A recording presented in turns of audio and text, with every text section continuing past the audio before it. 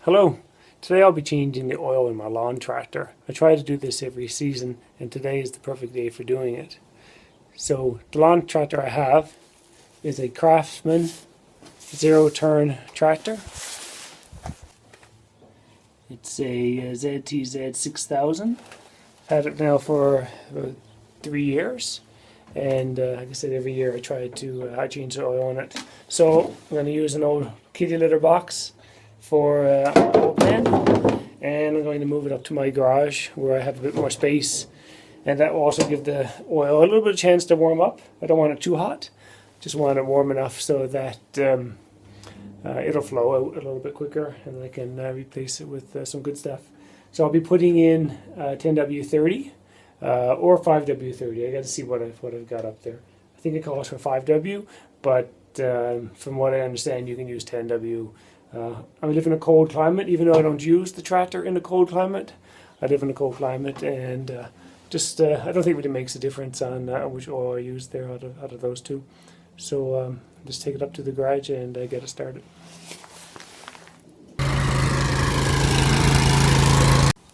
Alright, so now I got a bit more space to do some work here. Got the tractor in place, and I'll take you through step by step my process for changing the oil. So the first step is to find the tube where the oil will flow out of. So let's pop up the hood here. Give a quick look how things look. So to find the tube where the oil is going to flow out of is right here.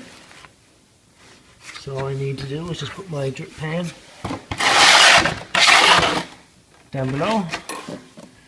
Actually, I'm going to move this grass here first, because that grass is going to end up in the oil, and then we're going to take it to the recycling depot. They're not going to be very happy with a lot of grass in the oil. So you just get that cleaned up down here so it doesn't make a mess.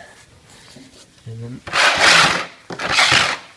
my oil pan into place, and then I'll get a couple of wrenches and take that cap off right there. So there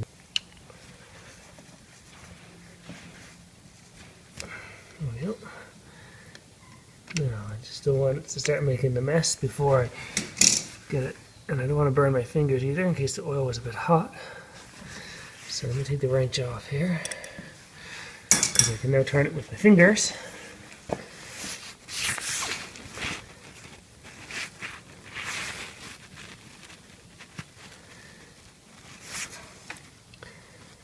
I'm going to keep some pressure against the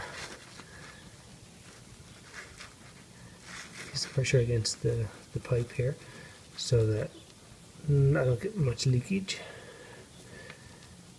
And then when I feel that it's all the way out, and it's getting a little bit of drip now, I think it's all the way out, so I'm just going to quickly remove the cap and let it flow in there. Yep. That's the cap right there. It's coming out pretty dark, so it obviously needs a change, which is good. Not flowing out as fast as I expected it to. So while the oil is pouring out here, I'm just going to move on to the next thing.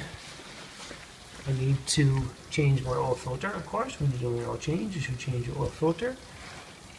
So I don't have one in my workshop right now, so I'm going to have to run out and pick one up. So I need to now remove the oil filter.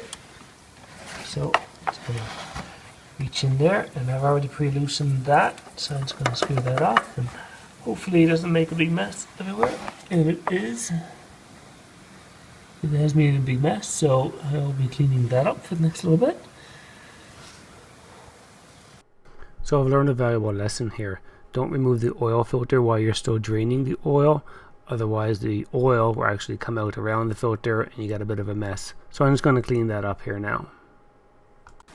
So since I got a little bit of a mess made, I'm going to take the battery off. It's just a matter of unscrewing these screws here As soon as I removed the battery, I found this guy, a mouse, living inside of my tractor. He made a nest inside of the old grass left inside from last season.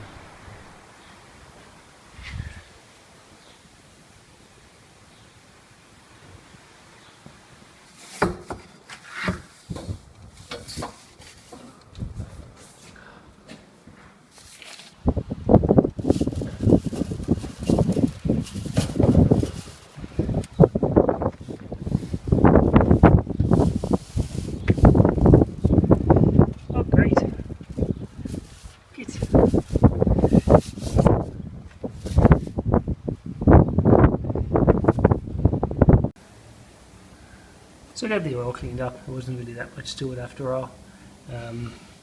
So I'm ready now to put the new filter on. And I've taken care of the mouse issue. I cleaned out, for the most part, the rest of the grass that was in there. And it seemed like he was just making a little bit of a home for himself amongst there.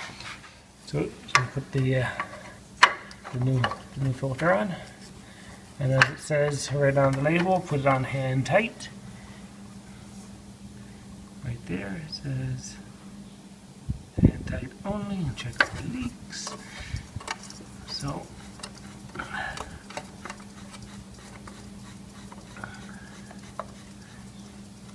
it's in a very difficult place, of course, so in order to get a grip of it, I got no grease on my hand, so that makes it a bit easier.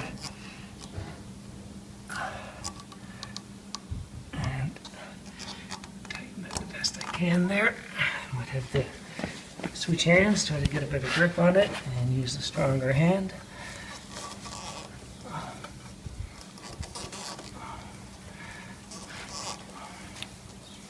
Well, I think this is as tight as it's going to get. Alright, so the next thing I need to do here now is put that cover back on. Let me just move the oil pan out of here because I don't want anything to fall into that. And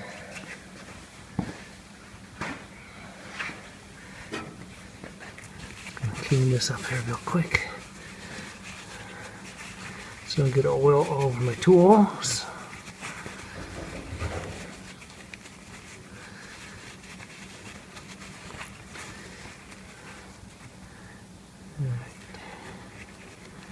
Drop this guy in there.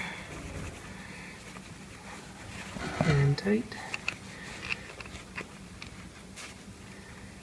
Alright. Get a good grip of that.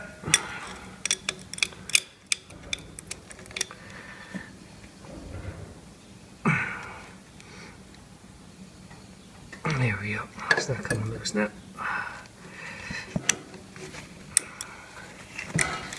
Alright, and I'll just tuck that back there. Like that.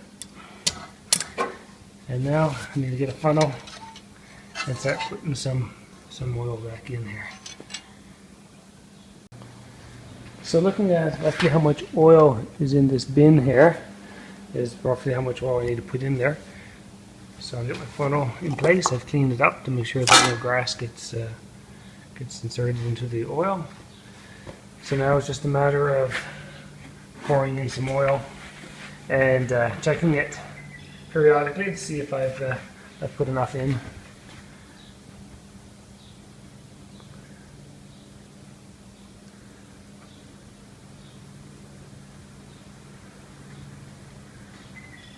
Of course, if you put in too much, then you've got the challenge of trying to take some out. And taking it out is done again through that tube down there. And then trying not to take out too much. Yeah, it's something you really want to avoid. So I'm going to be extra careful here. I'm going to be just putting in a little bit of oil at a time.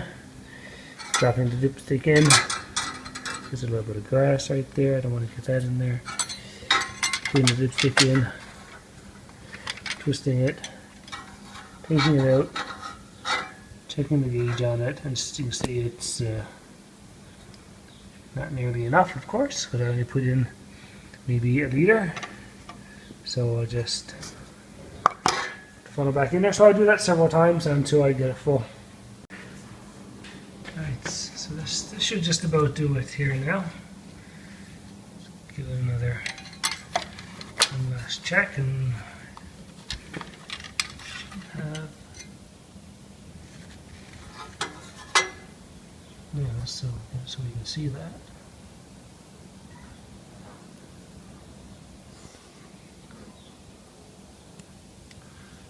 So between these two holes, and it's right at the top of that hole right there. So the oil reservoir is full. So that concludes my video. Thank you very much for watching. If you like it, give it a thumbs up. If you want to see some other projects I'm working on, subscribe to my channel.